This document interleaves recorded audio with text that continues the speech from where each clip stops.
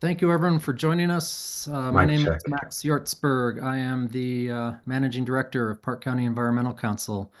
PCEC is your local community organization working to protect the lands, water, and wildlife and people of Yellowstone's Northern Gateway.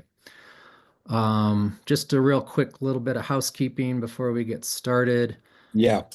If everyone can please mute your microphones for the duration of the presentation, that would be greatly appreciated. We will have some time after the presentation for some Q&A, so we welcome you to come off mute then to ask questions. And if you'd prefer, you can always drop comments and questions into the chat window as we're going along. So as I said, welcome to our second series of water resource related community conversations.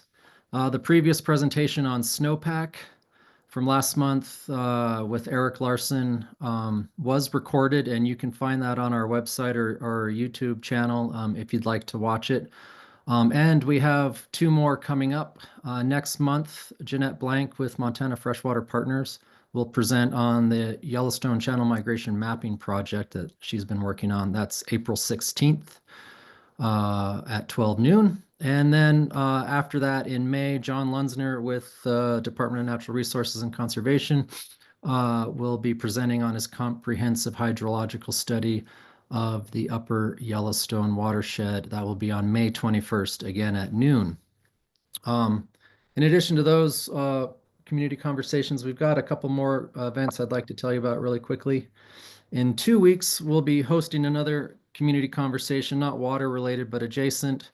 On April 2nd at noon, we will be joined by the Livingston Loves Bees Committee for a community conversation that will focus on our local bee species, especially the vulnerable western bumblebee, along with other vital pollinators like the two-spotted bumblebee, both of which need your help. And you'll be able to discover how you can directly contribute to their protection by learning practical steps like planting native wildflowers, which can survive Montana winters, using the app iNaturalist for some citizen science, and implementing integrated pest management plans for your yard and garden. This will help you make a real impact in your own backyard and help ensure a thriving pollinator population in Livingston. And then much sooner this weekend on Sunday, March 22nd, our friends at Wild Livelihoods are hosting a film screening and panel discussion at the Shane Lalani Center. This free event will feature a screening of the film A Wild Livelihood, directed by Kyle Dudgeon. It highlights the deep connection between local business owners and the land we all cherish. After the screening, Evan Stout will moderate a panel discussion sharing highlights from a survey of over 100 local businesses that will explore the challenges we face, the hopes we share, and the future we can build for our businesses and our communities and the landscapes that sustain us. So that's coming up Sunday. I believe doors open around 6. But as always, subscribe to PCEC emails or check out our website or social media for all the event details for these events and others that'll be coming up within Livingston and Park County. So now let's talk about the river. Question I like to ask is how do you approach the river, whether it's the Yellowstone or any other? This is an important question to consider. Not only can we see ourselves in the reflection of the water surface, but who we are is also reflected in the river. Do you go to the river to relax, to recreate, to fish, or just step away from the computer, throw a stick for a dog, not the other way around, draw water to grow crops or support livestock? Anyway, no matter how you approach the river, they are all equally valid. The Yellowstone and all the navigable waters in Montana are technically public lands, which is odd to refer to land and water, it's the same, but it's a public resource and it's managed for all of us to access and enjoy. And in exchange, we all bear some responsibility for the river in return. We need to be watchdogs and keep an eye on it and responsible to threats or impacts, present or the future. We need to take care not to diminish its quality, to leave it better than we found it, as the saying goes. And this community has long demonstrated a commitment to this value of stewardship, from standing up to the proposed Allen Spur Dam in the 1970s to addressing the most recent environmental impacts like the 2016 fish kill and the historic flooding of 2022. But how much is too much? We've seen not only in this area, but all of Montana grow rapidly in popularity in the last decade. And with that growth comes more people, most of whom want to do the things we all enjoy doing, like getting out on the river. And we've seen this increase of use create serious conflicts on other Montana rivers, like the Madison River. So our recreation use of the river needs to be taken seriously. And in fact, after the fish kill that shut down the Yellowstone and completely shut it down from between Gardner and Columbus in 2016, that the two topics that rose to the top in discussions regarding our relationship to the Yellowstone were drought and recreational use. The loose consortium of people who make up the Upper Yellowstone Watershed Group decided to address both. Later in the series, when we hear from John Lunsner, we'll talk about the drought components and impacts. But today we're going to hear about the human factor with the Upper Yellowstone River Recreational Use Study that was born out of that event 9 years ago. Because of this study, I think we have a better sense of how many people are on the river, how they're using it, and their overall attitudes towards it. But most importantly, we have good data that we can rely on to guide any discussion we may need to have, and we will be having, I'm sure, regarding the use of the river now and in the future. So here today to present on this data is our guest, Whitney Tilt. A little bit about Whitney here. He has spent a career working in fisheries and wildlife conservation, private lands management, and addressing a wide range of challenges from Colorado River water allocations and Blackfoot ferret recovery to Asian tiger conservation and the evaluation of federal fisheries programs. Whitney earned a master's from the Yale School of Forestry and Environmental Studies and began his introduction to the greater Yellowstone region, ranching in the Tetons of Idaho. In addition to authoring the book Flora of the Yellowstone, he is a founder of High Country Apps, which develop interactive field guides for smartphones and tablets. And he is also a principal at Conservation Benchmarks. So without much further ado, I'll turn it over to you, Whitney, and you can start your presentation. Thank you. Thanks, Max. I was about to say, why don't you take the clicker and keep going on the importance of the river. So looking at who's on the call, many of you have been an integral part of this study. You've seen earlier summaries of the data. So today what I want to do is present some data that has not actually been presented before on kind of the setting of the baseline for use, and then really get into where all this might take us. So with the hope that we can move on. So the study has had really four components. It has had the setting of a baseline of recreational use, measuring kind of how the fish access sites are utilized, conducting surveys of river users, landowners, and then really working with everybody to figure out what this all means.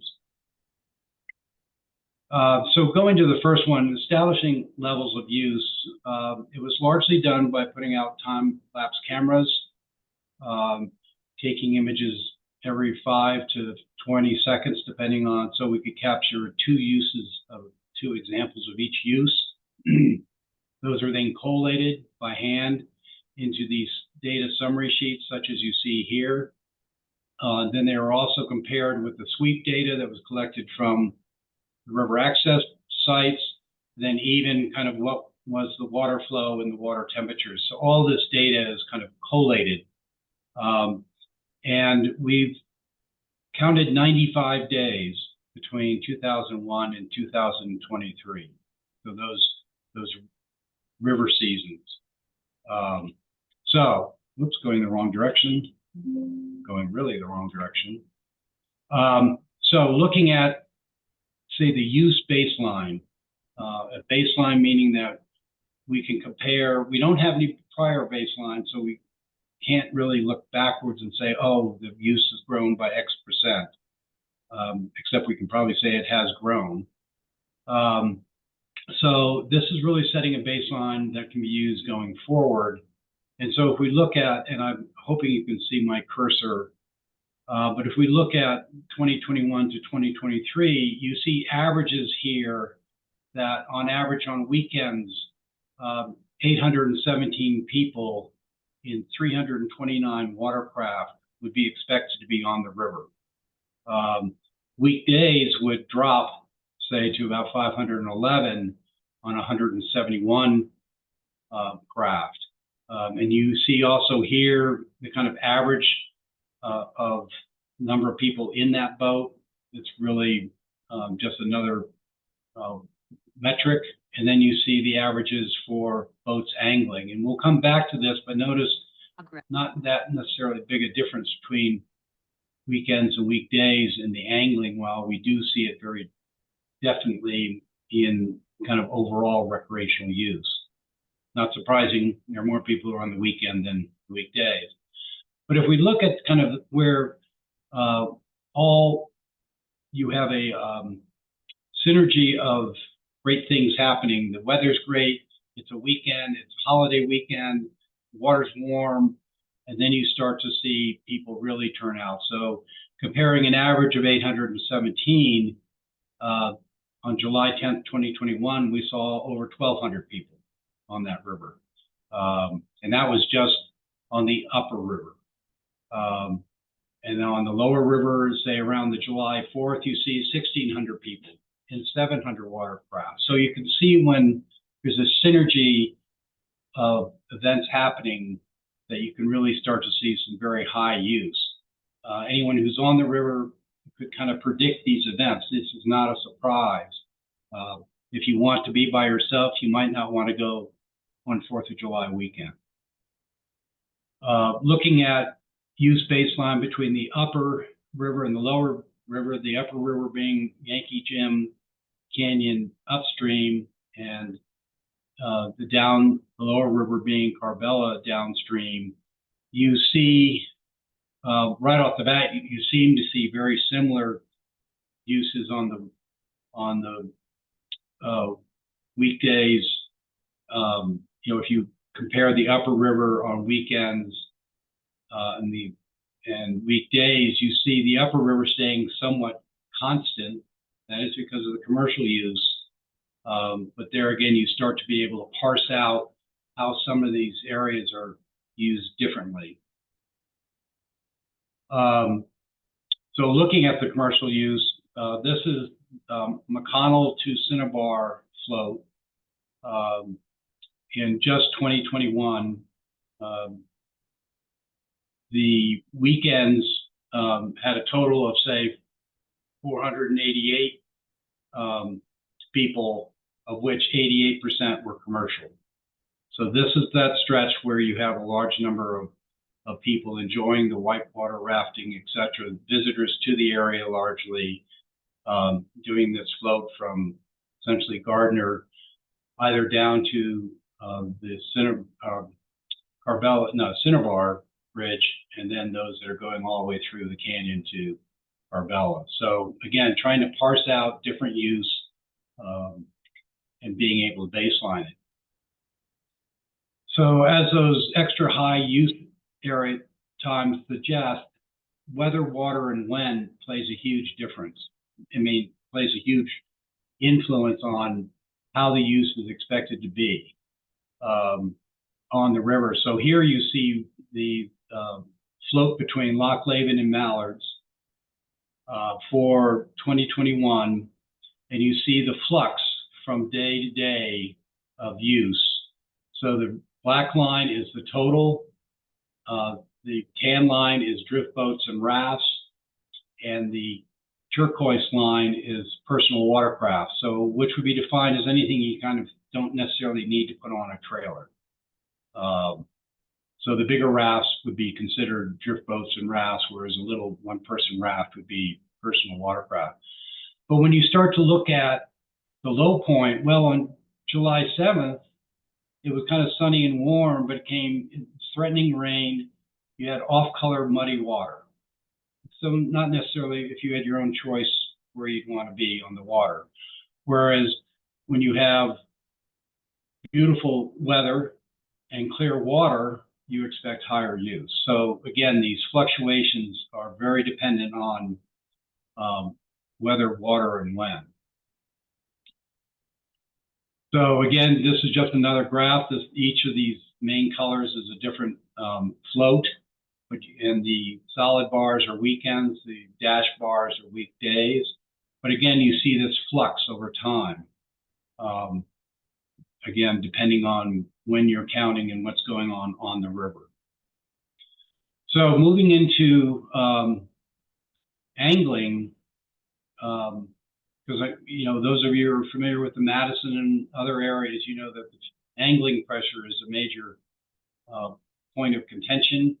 And I would put forward that at least on the Yellowstone, overall, it has a relatively small portion of the overall use.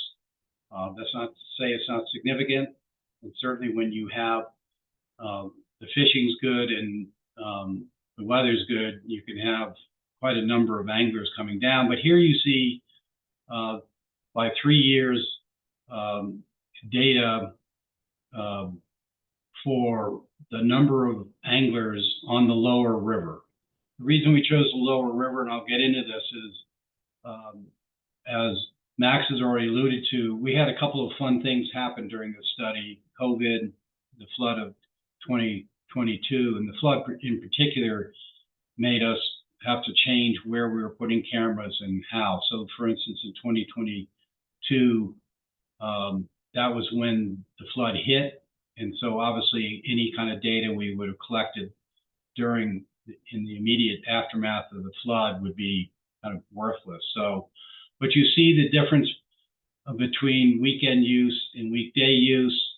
And again, if you look at it as an overall use, here you have that Loch Levin and Mallard's Rest float, and you see the turquoise being the number of anglers, number of anglers counted versus the number of overall users on the river. So again, this is providing a baseline that for future comparisons and to help drive conversation.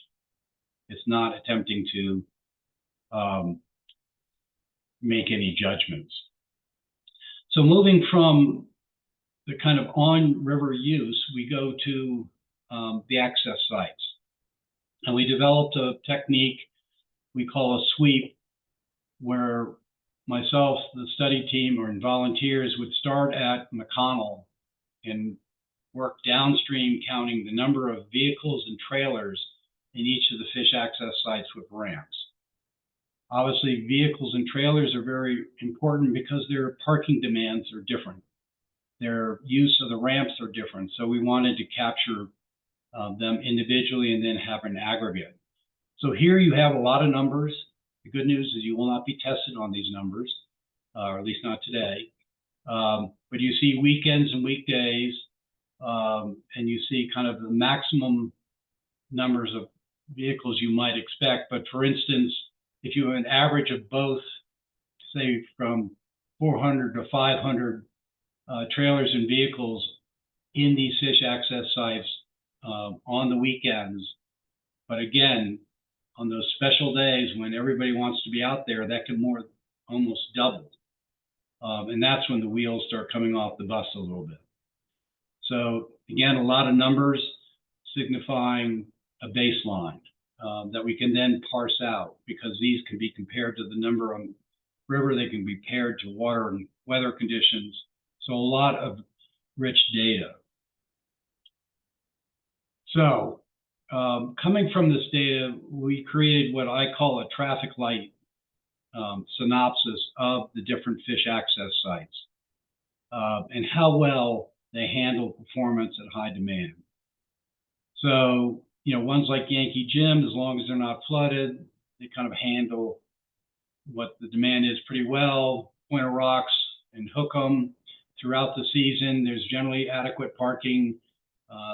but sometimes it can almost snake out onto 89, but generally handling its demand, whereas places like Brogan's, which then has since disappeared in areas like, like Immigrant and Carter's Bridge, when there's high demand, these fish access sites kind of go off the charts. Parking is coming, goes across the bridges. Both sites really can't handle trailers. So people in the know kind of automatically park across bridges. They walk across those bridges, which is, in my mind, an accident waiting to happen, since traffic is not really anticipating that kind of pedestrian traffic. But this allows us, in a very kind of straightforward fashion, to begin to look at how do we improve this situation. And as we'll get into later, the fish access sites are where the rubber meets the road. If people can get on and off the river in an enjoyable manner, they generally have a great time. If, however, they're delayed or they get frustrated at other users, this is most likely where it's going to happen. We did a number of surveys, both in of users in 2020 and 2023. About 1,500 people were interviewed. Here you see the columns that are comparing the 2020 and 2023 use by year at the put-in sites, the on-river satisfaction, and the takeout satisfaction. So it's not going to be a surprise to any of you who are regular users of the river. Once you're on the river, it's pretty delightful.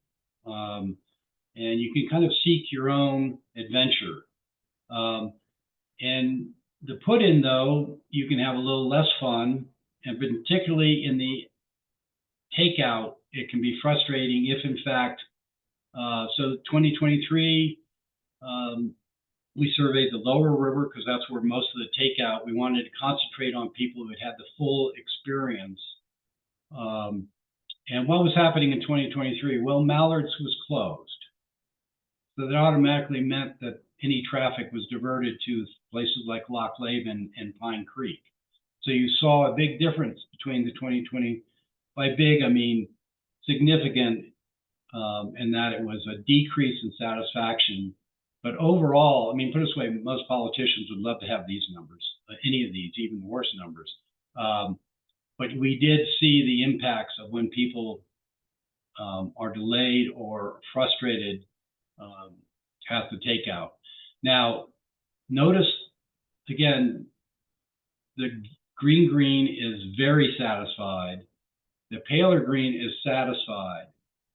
And the orange is dissatisfied. So again, these are levels of satisfaction, but still getting very high marks because of the ability to get on the Yellowstone is a delightful thing to do.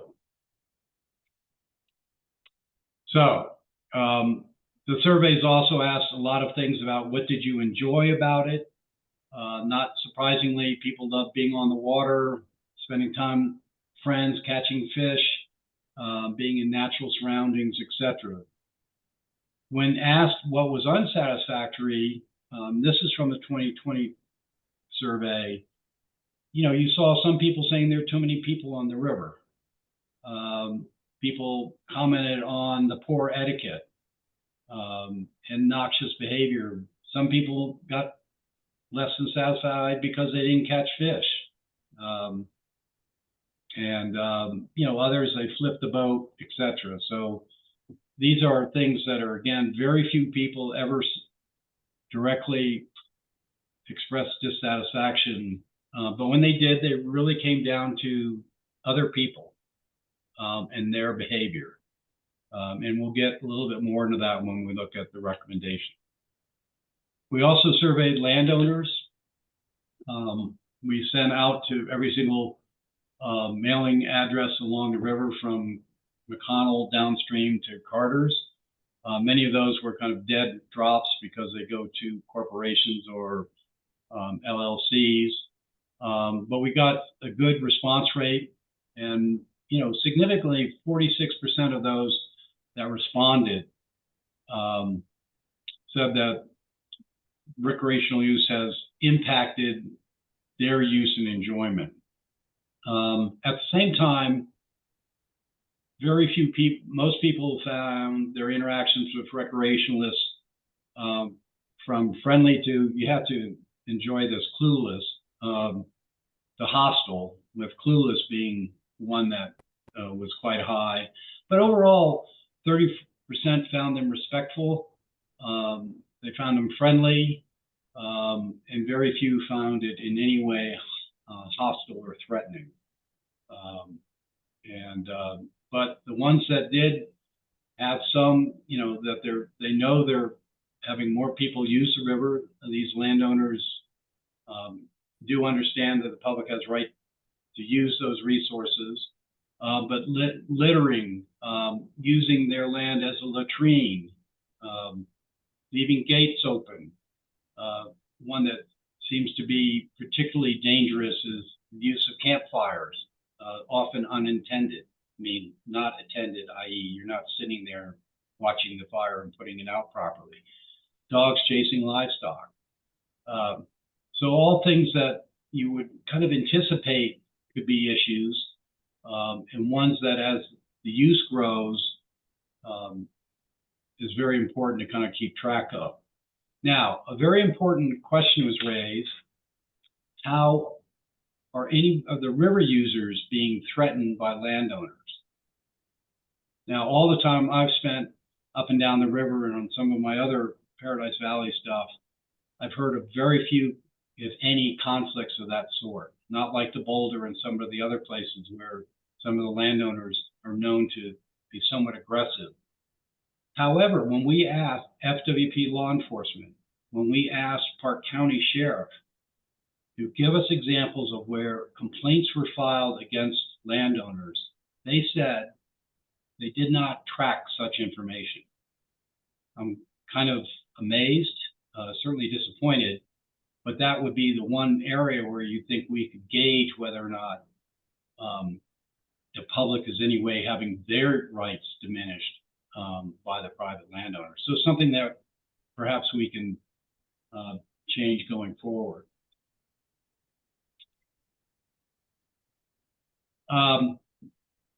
Max touched on a few things, but in what could possibly go wrong when you're undertaking a study like this? Well, you can have COVID.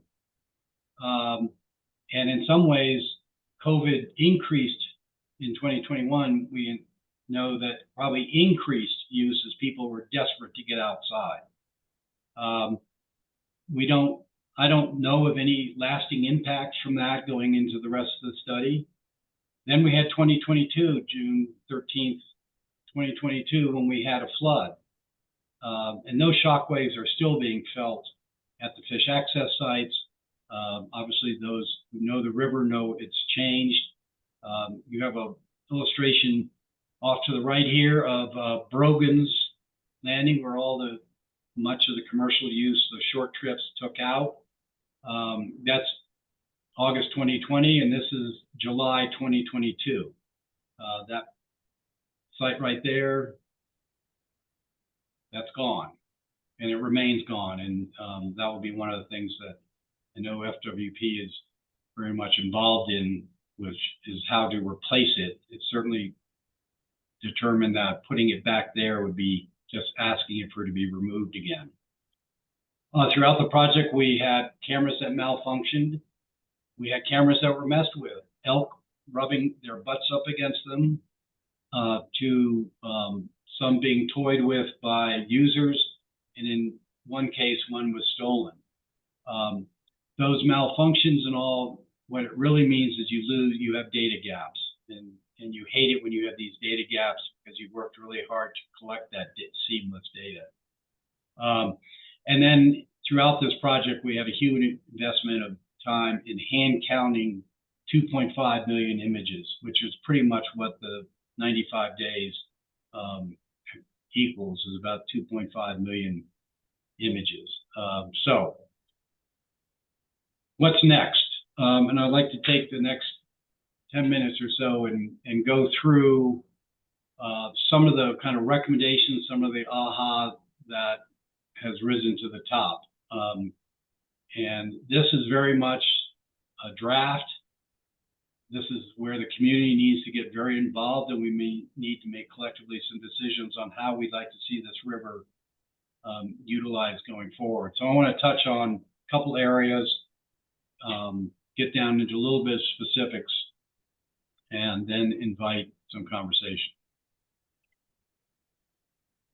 So this Gary Larson cartoon, one of my favorites, but in this case, it seems apropos. This is not Mr. Larson's caption, but people saying, well, don't reduce my use, reduce someone else's use. So river access, and I've already mentioned, this is where push comes to shove.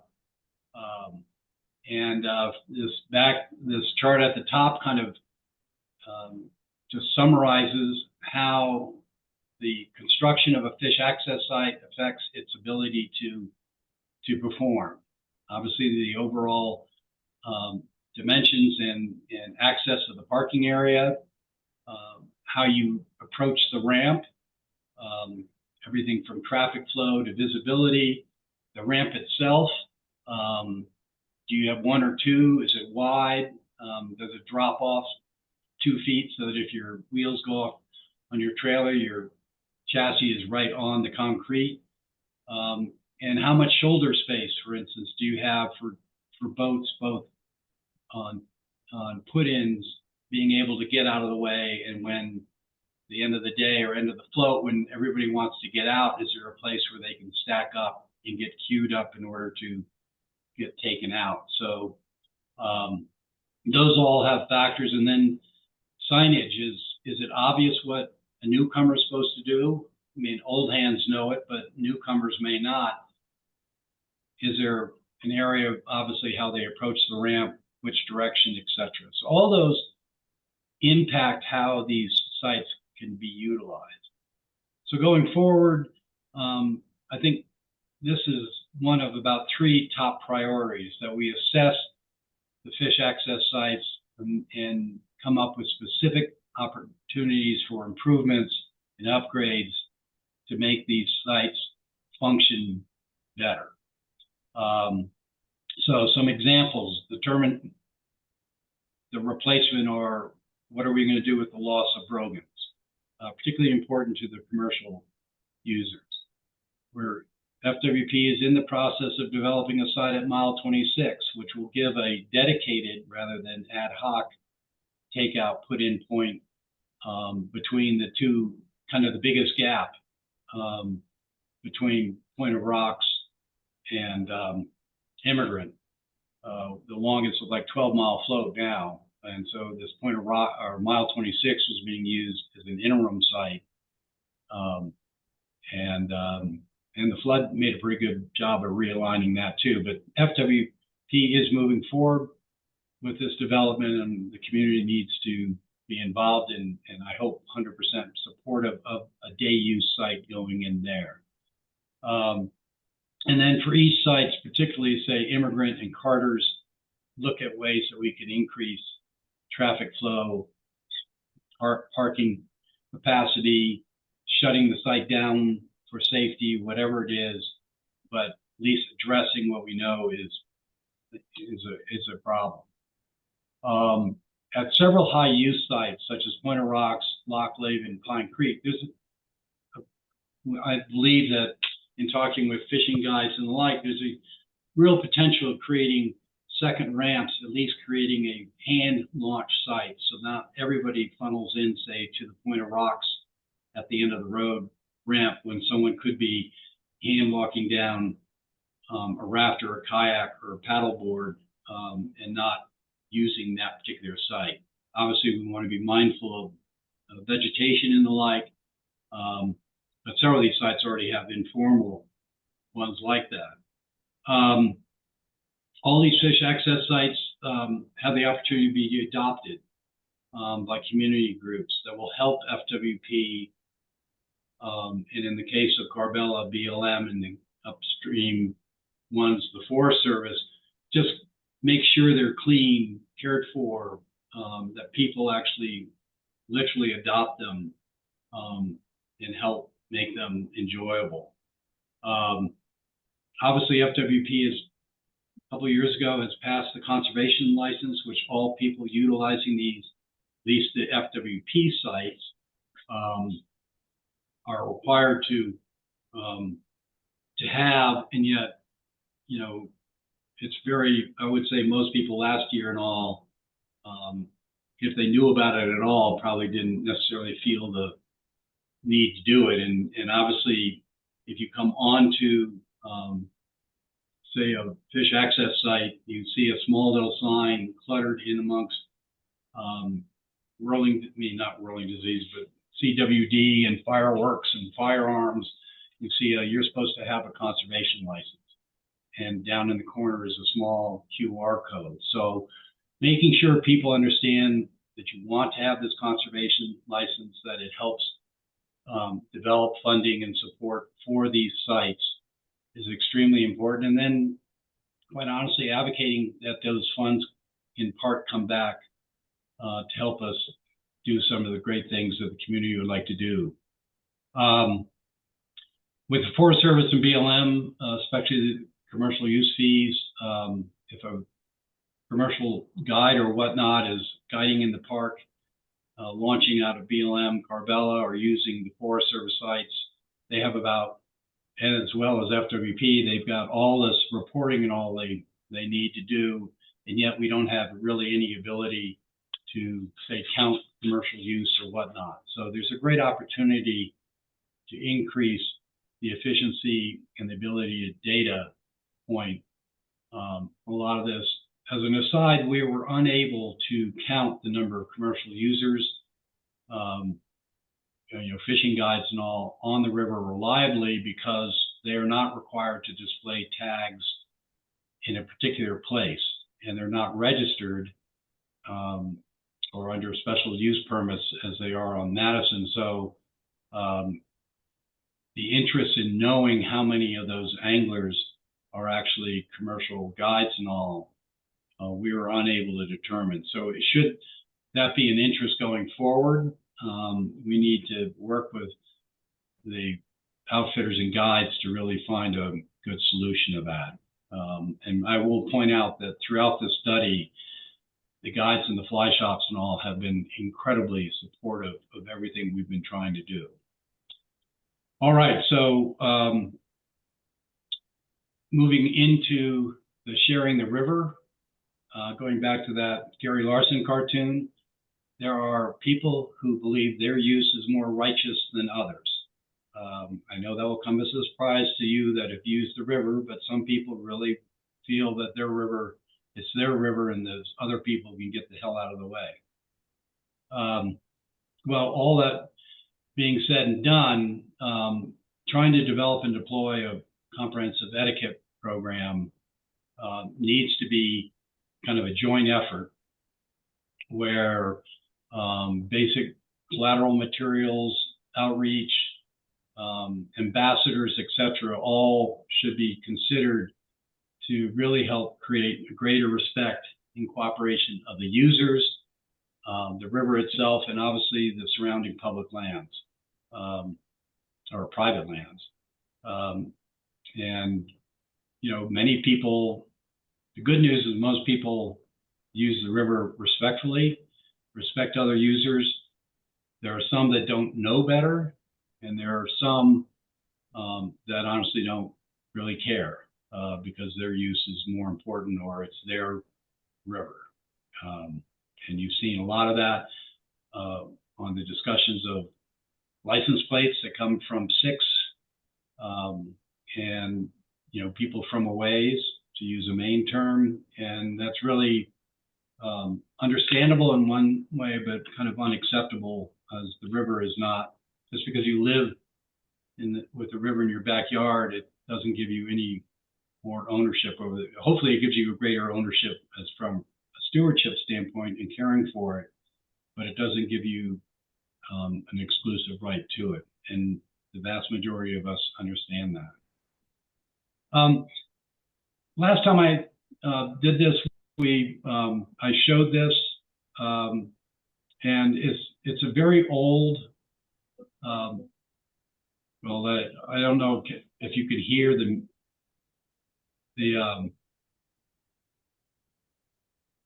but this is granny trout, and it was a series of PSAs that were not run for very long, but just trying to use a little humor and all about how you treat the river. So this would just be one example of the sorts of things we could do.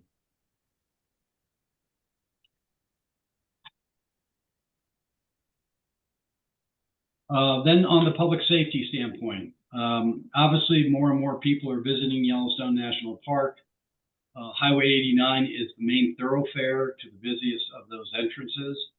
The single biggest concern I had with bringing on research assistants and volunteers and all was watching their six as they came on and out of these fish access sites, because on certain straightaways, such as the picture here, gray owl, people are going very fast. They're often passing regardless of what the line suggests they should be doing. And you have people pulling in and pulling out with trailers. So public safety really has a number of things that should be considered. Now, obviously, Yellowstone Safe Passages and others are already dealing with a number of the safety issues related to 89, the whole wildlife collision issues. So here you see the gray owl sign, and you see it does have high visibility tape added to it. This has been done only on a few. I honestly, in talking with people, think that flashing lights are some sort of extra attention getting at these turnoffs on high, such as gray owl, mallard's rest, pointer rocks, etc., really is warranted. I don't think we need to have a fatality or a bad accident of this occurring in order for us to think, oh, gee, we should have probably done something in advance. And I've already mentioned the fact that pedestrian traffic across the bridges at Carter's and Immigrant, those bridges really weren't made for cars and pedestrians. At least have some sort of sign warning motorists of that, or for that matter, reminding the pedestrians that autos are using that road. And then not really incorporated much into our study, but the commercial users and all are on their long trips from Gardner down to Carbella, where folks are choosing to go use the loo, great outdoors, there's very little consideration given to sanitation the way you would expect on the Colorado River or the Snake River and the like. So that might be something that we should look at. Winding down now, on a resource management basis, we all have a responsibility to make sure that these resources that the Yellowstone has, the financial resources and all, to help do the sorts of habitat management, keep the fish access sites in good shape. This is not somebody else's responsibility. Obviously, the conservation license is a great start. Montana Freshwater Partners and others have started the program Give Back to Yellowstone. Partners are doing a series of cleanups, etc. These are all great ways to help protect the resource, enhance the resource, and get people involved. And then lastly, from a monitoring and assessment standpoint, and this is going a little bit above the just straight recreational use. But first, we've got a baseline. We have a lot of good data here. The only way that numbers are really useful is where we survey the recreational use. And there are a number of ways we make this future study much more effective, both from a time and energy standpoint, using AI and machine learning, etc. We need to make sure that FWP has the resources to conduct annual fish stock assessments. Their budgets in the research and monitoring side are often the first ones to take a hit.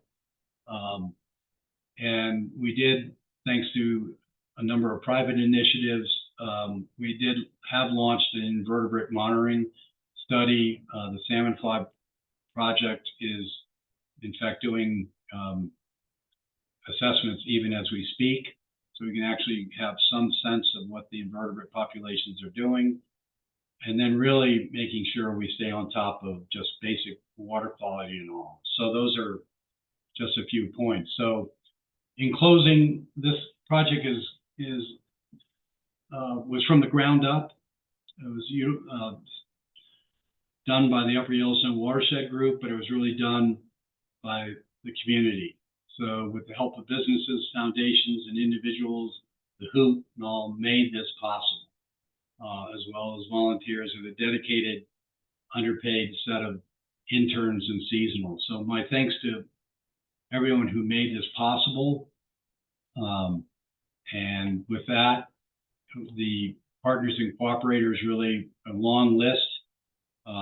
And those of you who suffer from insomnia or need a sleep aid, I encourage you to read the report. Every time I pick it up, I find more typos. But sooner or later, this is heading for wrap up. So any kind of comments and all, and then we're going to focus on the recommendations and making sure the top priorities are implemented. So I'll stop there, end the share, and invite. I see there are a couple notes in the chat, but I welcome comments and all that. Yeah, great. Thank you, Whitney. Yeah. Well, we've got one question here that John asked about the sweeps of the access sites and if they were corrected for shuttles moving trailers and whatnot. So they're corrected in that we would often see a shuttle being picked up, say at McConnell, and shuttled down to Cinnabar or below. And those would be, because these sweeps were conducted fairly rapidly, we discounted missing those, or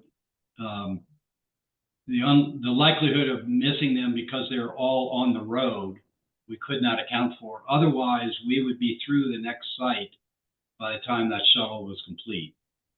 So we felt that it really didn't impact our numbers as far as double counting. It may have helped on an undercount. Does that answer the question?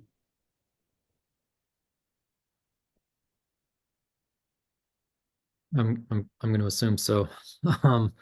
Yeah, if anyone else has any questions, drop them in the chat or come off mute. We've got one here from Eric. He's asking, has there been any further development with conservation licenses being required but not enforceable? So, well, I don't. So the legislature passed that in, I guess, the last session, and went into effect 2 seasons ago, and last year was the first season where it was supposed to be enforced. But right now, those of you who get your fishing license will see that the conservation license is an automatic add. For those of you who used to get your public lands pass for use of school lands, that is now the conservation license. But as far as whether or not most people who are, say, using the river for paddleboarding or personal watercraft and all, whether or not they feel any real need to buy a conservation license, I don't think they really do, or at least didn't last year. A quick survey of the fishing shops, fly shops, they all had on their counters how a non-angler could get their conservation license. A quick survey of places that promote fishing on the river found that they do not remind their guests that they need to have that conservation license.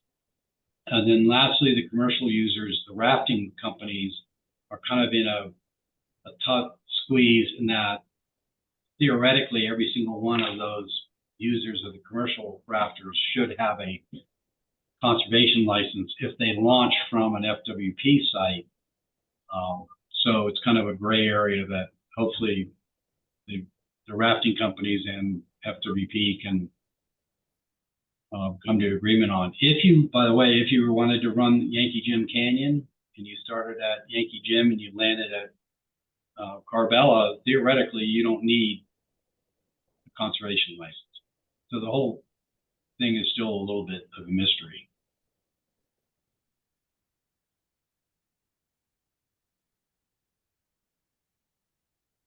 Other questions? Surely we didn't get all this right.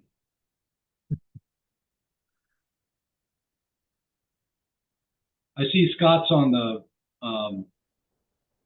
call. Scott was one of our members of the task force on looking at Montana's rivers and looking at recreational use. Scott, I don't know if you've got any insight how some of this is going to change. I don't mean to put you on the spot. Well, you are putting me on the spot, man. Thanks a lot. Sorry about that. What specifically? Well, in other words, you were a member of the FWP team that put together some recommendations for consideration kind of statewide, right, and didn't know if anything that you guys have recommended would be of interest to this group. Well, they certainly, this group, and unfortunately I can't really post a link or anything, but it certainly can be easy enough to look up for anyone. I was on the River Recreation Advisory Council, and we met for 3 days in Helena and then an extra meeting on Zoom and put together recommendations and agreed to those recommendations. There were a couple I didn't like, which are in the comments of that. You can see the result of that. They are currently going through a scoping phase where they're looking for public comment, and then they're going to coalesce those and then put them out to the public. What FWP does with those recommendations is basically, they told us at the end is they will, if a legislator picks some of this stuff up, maybe in this session, that really has not come to fruition. There is a chance in rule form that the commission might do stuff going forward here as well, based on the public comment, based on the scoping. I'll add this in with is you sent to me your recommendations or your group's recommendations in advance. And I did share those with the rest of the group. And I said to you before, but just for everyone else who's here on the call, this happened several times, but in one particular instance, there was one gentleman in particular that was pretty, I don't want to say pretty, but a little bit more distraught than most about increased recreational use across the state in some of his personal favorite rivers. He was kind of convinced in his head going in that this happens everywhere. He said to me after looking at that report, wow, everybody's pretty happy on the Yellowstone. And that more than anything else for me was, as an outfitter who tends to get the abuse for any issues that happen anytime, that was a big aha moment. And I wanted to thank you, and I have this, and thank the group for putting those out there and allowing me to put those out there, because it did change opinions. And it did change opinions from the extreme, hey, this is a mess, this is a disaster, to, there are some issues that we can address here, but we don't have to go nuclear on it. So, yeah, I would just say to the group is go to FWP's webpage or do a Google search. I wish I could have the link right now and give it to you, and just put in River Recreation Advisory Council. And again, if you need a little bit, if you have sleep deprivation and want to read and get to sleep easier, you can look at those recommendations. They actually mirror fairly closely to what you have down in your report, believe it or not. Great. Thank you, Scott. Yep, no problem. I know we're winding down. I do see another comment from John Mills on one of your slides mentioned the high water mark and islands. I don't know that the whole high water mark rule apply to islands as well as shore. Yes, they do, because those islands most of the islands in the Yellowstone are private land. So they are considered under the Montana stream access laws. Many of them are too low and would be below the ordinary high water mark. But those bigger islands that do have land that is above the high water mark are considered private land. So, and I think you'll see that on Onyx and others. But so, and there is increased use of kind of raft camping that we saw. As we have no baseline, we didn't count it and all that, but clearly there's a number of folks that like to, raft down the river and camp overnight. Yeah, we're getting close to the top of the hour, so I want to be mindful of people's time. If you have to go, feel free to jump off. I did put the link that Scott was referring to. I hope I got the right one to that FWP Council. I put that in the chat. And we have another question here from Andy that we can also answer here or address, Whitney. If people want to stay on a little bit over the hour mark, we can do that too. We have a little bit of leeway. And do you see that one, or do you want me to read it out? You might as well read it out. Yeah, Andy's saying, I wonder about whether expanding river access at access sites like at Pine Creek, which seem to be a possible solution to recreation issues on the river, might actually exacerbate management challenges, safety issues, conflict between users, impact to natural resources, displacement of wildlife. Any thoughts regarding that? I think it's the right question. So the big question we don't know is how many people are not using the river because of high use. So if we make it easier for people less stressful for people to get on and off the river, at say sites like Pine Creek that have a very narrow boat ramp, very little shoulder, etc. If we made that a little bit better ability to get on and off the river, would then overall use increase at that site.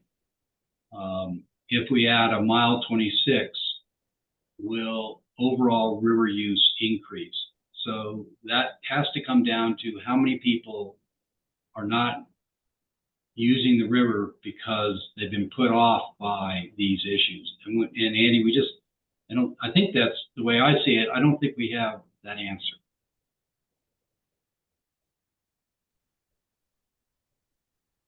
Okay, looks like we can squeeze in one last one here from Tom. Any data on the effects on habitat that surrounds the river?